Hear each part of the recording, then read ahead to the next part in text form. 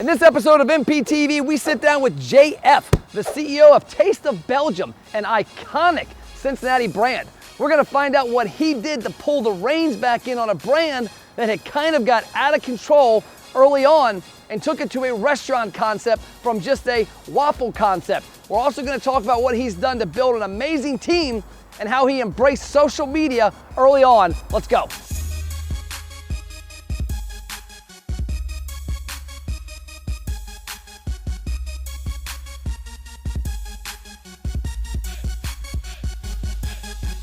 Hey, what's up? It's Matt. Welcome back to MPTV. I am sitting in Cincinnati, Ohio at a heritage brand. If you're from here, you know this man, JF of Taste of Belgium. How are you? I'm very good. How are you? I'm amazing now that I'm here. It's going to be tempting not to leave here with a bag of waffles because that's what you have to do when you come here when you leave. Yeah, that's one of, that's how it all started. It all started with the waffles. So originally at Finley Market. So tell us your story, how you, a little background, how you got in the restaurant business and how Taste of Belgium has evolved. I kind of got into the restaurant business really by mistake. I was working on a totally unrelated project with a friend of mine. We were building a hot food vending machine, and I was on a trip back home at a vending industry convention, and there was an old man who was baking waffles at the entrance, and we had some issues with funding at the time.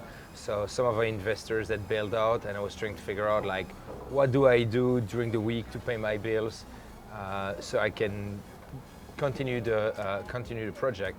And so I left the place with a 120-pound cast iron waffle maker. I'd never baked a waffle in my life.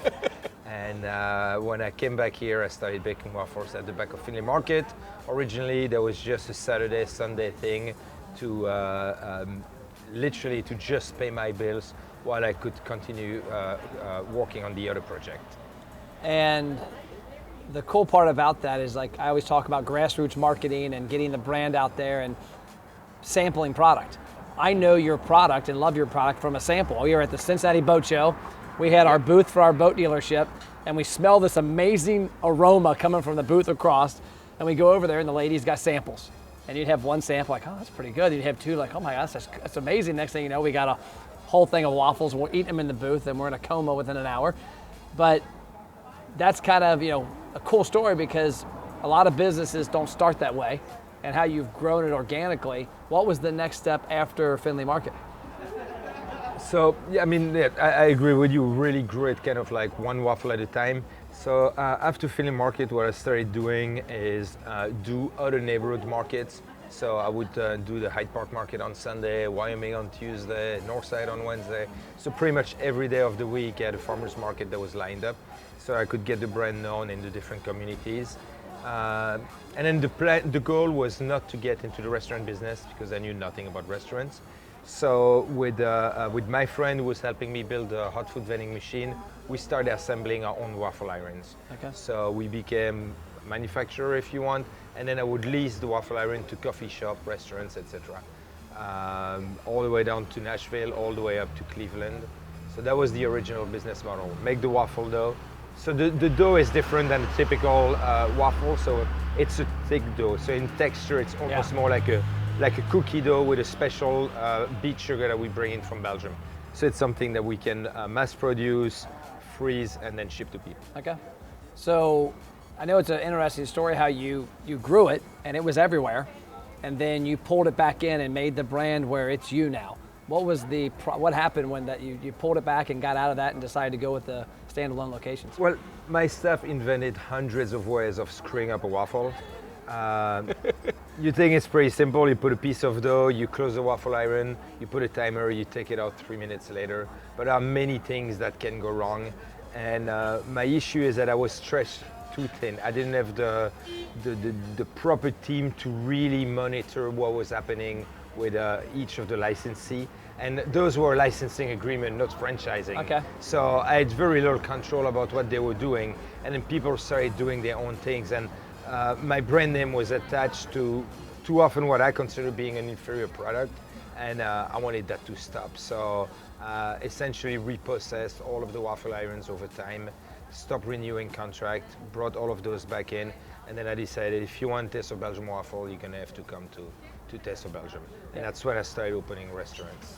Because that had to be tough, because I've seen that before. We're sitting on the patio of the Banks location. We can see Paul Brown Stadium. I remember going to the Pittsburgh Steelers game up there in Pittsburgh, and there was a wing brand that I knew, and I had the wings 100 times before. Well, they had a location inside the stadium, and I'm like, oh great, that's my favorite wing. And I go and get it, and it was terrible. And I had a different expectation because I'm at a sporting event, so I expect a little different, but it wasn't even close. And I remember talking to the person from the brand, and he said, yeah, we've been trying to get that location on the stadium because it does not reflect the product. And if that's somebody's first experience with the product, or maybe it's their second or third, and they're like, oh, maybe this isn't what I thought, they don't become a customer, they go away. Yep. So how hard was that to shift? Because I'm sure that financially set you back and put you in a different place. I mean, it took a while to really unwrap everything, because we had accounts all over the place. So it was not really that we stopped from one day to the next. Okay. It was little by little, so it was an okay transition. Okay. And wasn't there also the product in grocery stores at one point? We used to be in all the Remke, Biggs, and Whole Foods in the area, and then it was the same issue, is that we didn't have the proper team member to go and rotate the products, so we were relying on them. And then people would call me and say, I just bought a waffle in Mason and the product is stale, can you refund me? And I mean, it was just me and maybe 2 other employees at the time, so I just wasn't set up for success at the time. So we'll be revisiting the grocery aspect. That's something we'll do again, but this time we will do it right with the proper support, etc. Okay. So now you transition into physical retail locations. There's now 5, 6? We have 4 full service restaurants, and then we have 2 under construction. Okay. So Crestview and Kenwood will open within 2 months. Okay, break time. Restauranters, it's Matt. And if you're watching MPTV, you're obviously interested in improving your business. What if I told you could finally take the hope and pray out of your marketing plan and spend money and see results? You see, most marketing starts with the same exact tactic. You gain the attention of somebody, but that's where the majority of it stops. What we do with the ROI engine is help you gain amazing attention, which drives gigantic engagement. That engagement leads to customers to tell us who they are, meaning they opt into your email, text, and birthday program, and then we drive them to buy something. We've got a lot of great programs that can help you, and we'd love to have a conversation with you. If you're interested, it's easy. Check out roiexperts.net. You can schedule an appointment and we'll hop on a call with you. Worst case scenario, you learn how to market your restaurant like you've never heard of before. Back to the action. So what was your biggest learning curve early on? Because I always knew Taste of Belgium from OTR. And to me, it's a unique, you go in there, it's a bar / it's a breakfast place. What was the original creation, and then how did you evolve that to what it is today? When we first opened, I mean, we were one of the first ones in OTR, so we didn't open with a big budget. I mean, we had a shoestring budget, so we never touched the HVAC. A friend of mine helped me build the bar. So when we started, it was with very little money. So we first did breakfast and lunch, and then when we had enough money to apply for a liquor license, we applied for a liquor license. And then once we got a liquor license, we started opening for dinner. And then some newspaper, I think at the time was called like Metro Mix or something like that, voted us best brunch. But we were not serving brunch on Sunday. We were closed on Sunday. So apparently they liked our brunch menu on Saturday. So we were voted best brunch in the city while we were technically not serving Sunday brunch. So at that point we were like, okay, shit, we need to open on Sunday. I guess we're open Sunday. We're open Sunday, yeah. So as you've transitioned, back then you were the person in there building the bar, going to the shows. Now I know you as the CEO of the brand, I know you're involved in day to day, but you're, I would imagine, not as in the store like that. And a lot of restaurants I meet have a struggle with that. They're always working in the business and they never get to work on it. What are some things that you did as you evolved that were you, I always say like me, I used to be my worst employee because I was always doing stuff. Now I don't do a whole lot in our day to day. What did you do as you transitioned out of that role to more work on the company? I mean, the thing is that for me it was really easy. I realized I know nothing about restaurant. I never worked in restaurant until I opened OTR, so until I owned it essentially. So I try to hire people with experience, and then as things evolve, try to get better at hiring better people. So it's really been about building the team. So I stopped working on the day-to-day a long time ago. Yeah. So going back to the old days, you talked about a shoestring. What was the biggest bang for the buck you saw from a marketing standpoint then, and what do you see a big bang for buck now? Because that's the big thing a lot of restaurants struggle with before the pandemic, and now as we come out, people's budgets are even tighter. At the time was the beginning of social media, so I was doing all the social media myself, so Okay. It was really Facebook and Twitter, and then if you were to build your page, if you remember at the time, you could actually hit a lot of people with messaging that was totally free. Yep. So very quickly I built up the brand page because I was doing all of those markets all over the city. A lot of time Taste of Belgium was used as the example in different social media classes at universities, etc. Because we grew the brand so quickly, because I was all over the place. So it's not that I had one physical location and relying on the people to come and visit me. I was going in all the different neighborhoods and doing all of those events, etc. And every time telling people like, follow us on Facebook, follow us on Twitter.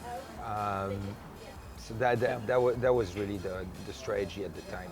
And then Facebook screwed up the algorithm, and now you get like, I don't know, 6% of your followers that you can reach with one post. So at the time you would reach everybody. And I know you're a proponent of social media now. Is that a lot of that because of what you saw early on, you being involved with it? Because a lot of operators, I had a client one time who had a flip phone and had never been on Facebook or Twitter or Instagram or YouTube, and so he had no appreciation for it, so he didn't value it as a business. Well, it's really the way I look at it is really the modern version of word of mouth. I mean, before you go to a restaurant, you like it, you run into some friends, what have you been doing? Oh, I went to that restaurant, it's great. Now you can get some of that impact through social media, where it's kind of a digital word of mouth. Yeah. So as you transition with the locations, the 2 more opening, the 6, some of them have a little different flair. Is the game plan to make them all the same, or is it going to have each one have its own little vibe? I think it's fine if each one have their own little vibe, kind of like each kid has a different personality. Yeah. Each store is in a different neighborhood, so I think it's fine if they're a little different. Yeah. I mean, the food is the same. Yep. But the buildings, etc., they all look a little different. Okay. And last question, your team. So you've done a great job of building your team. You've got a lot of great people in place.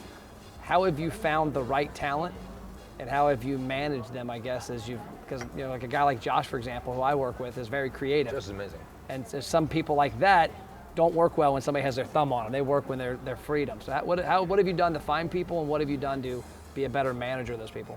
It's really been trial and error in terms of finding people. So we've hired I've made a lot of poor hiring decisions, but then over time you start recognizing those things. So there is some learning there. And then I'm not a micromanager. So for me, it's more trying to find people who can hold themselves accountable, like someone like Josh or Eric, my COO. We talk about big pictures, and then they take care of getting their work done. I don't want to check when they work, how they work. That's really up to them. Yeah. That's the culture. Okay, cool. Well, restaurant owners, did you know Matt has free online marketing courses that teach you how to successfully market your restaurant? Email support@mattplapp.com to get access to the courses and a free social media content calendar. last question, not a business question, but I always end it with a question about how do you turn yourself on airplane mode? Because as entrepreneurs, we got our phone, it's easy to work all the time, it's easy to be involved. I enjoy working out and running. What is it that you do that you would recommend to other entrepreneurs to help you unplug and to spend more quality family time and less business time? And for me, I run a lot, I bike a lot, and so that's kind of like my therapy. Yeah. So then I unplug, I'm on my own. Yeah, I love it from the biking and running. I think the reason I like running is that I can't check my phone. I mean, I probably could maybe, but it wouldn't work out well. And I don't bike, but I'm gonna guess I probably couldn't do it there either. But it allows me to get away. Yeah, it allows me to get away from that device. And a lot of us are tethered to that too often. I typically take the phone with me when I bike because I use it as GPS. Yep. Yeah, I don't look at it. Yeah. I mean, that's just my time off. Or if the phone rings and I need to take the call, I mean, you know what? I'm in the middle of nowhere. What's the worst thing that happened? I mean, I have to take a phone call, but I'm still getting some exercise, Yep. so it's fine. Well, cool. It's a balance. Yeah, it is. Well, we appreciate your time. You're welcome. So Thank if you you're for having me. You're welcome. So if you're ever in the Cincinnati area, Northern Kentucky, make sure you stop by one of JF's locations. Taste of Belgium. Coffee's amazing. The chicken and waffles is amazing. But I highly recommend that you not only have a waffle here, but you take a couple bags home. That's all we got for this episode. See you later.